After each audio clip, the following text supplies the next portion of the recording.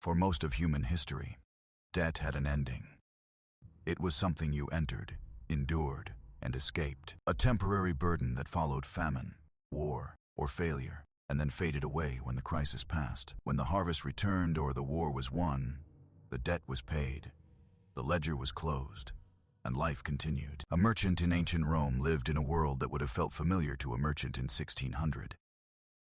Money was physical, limits were real, and borrowing came with consequences that could not be postponed. But somewhere along the way, that changed. Today, every nation on earth is in debt. Not a little, not temporarily, permanently. And not one of them can ever fully repay what it owes. Not because they are reckless, not because they failed, but because the system no longer allows repayment. Debt did not grow out of control by accident. It was redesigned. And once it was redesigned, collapse became inevitable. This is the story of the moment debt stopped being a problem and became the system itself.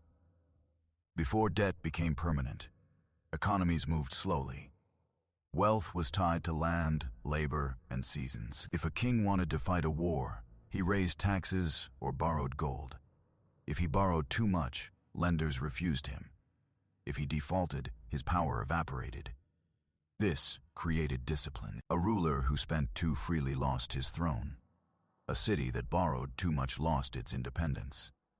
Debt acted like gravity. Invisible, constant, unforgiving. Even the great empires obeyed these limits. Rome debased its currency when it grew desperate, but it could not escape the consequences. Spain flooded Europe with silver, and inflation destroyed its economy. Every system learned the same lesson. You cannot borrow forever. And for centuries, that lesson held. Money had limits because gold had limits. Governments had limits because their people had limits. Growth was slow, uneven, fragile. But it was real. This world would not last. By the late 1700s, the cost of power had changed. Wars were no longer fought by seasonal armies. They were fought by professionals. Supplied year-round, equipped with firearms, artillery, ships, and logistics networks that spanned continents. Governments were no longer small courts. They were bureaucracies, with salaries, with pensions, with permanent expenses. Raising taxes caused rebellion, cutting spending caused weakness. So rulers searched for a way to spend without paying the price. They found it in debt. At first, it was ordinary borrowing. Bonds were issued. Gold was promised. Interest was paid. Then something changed quietly, almost unnoticed.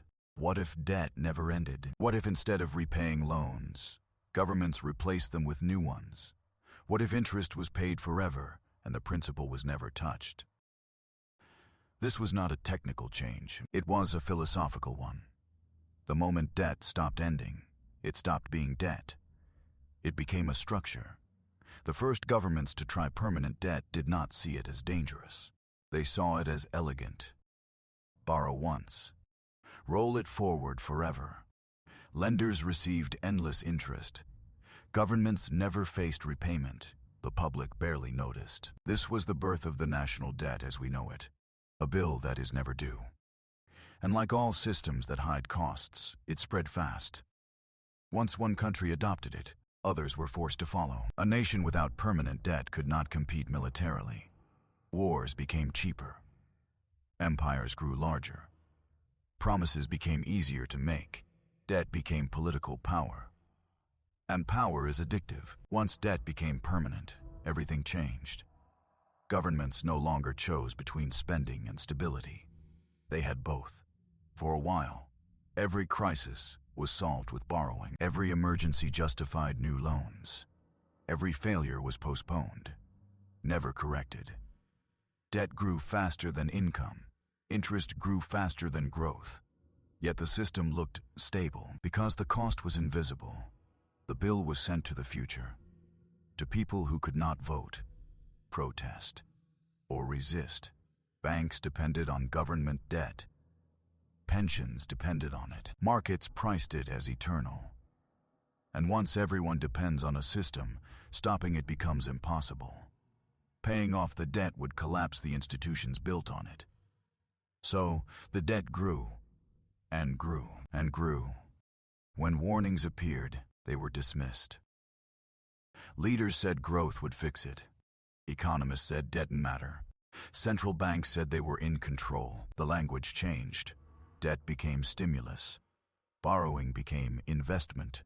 Printing became liquidity. Words softened reality, but reality did not soften back. Each generation borrowed from the next. Each crisis was larger than the last. Each solution required more money than before. The system was no longer managed. It was maintained. Collapse does not arrive with fire. It arrives with erosion. Living standards stop rising. Prices rise quietly.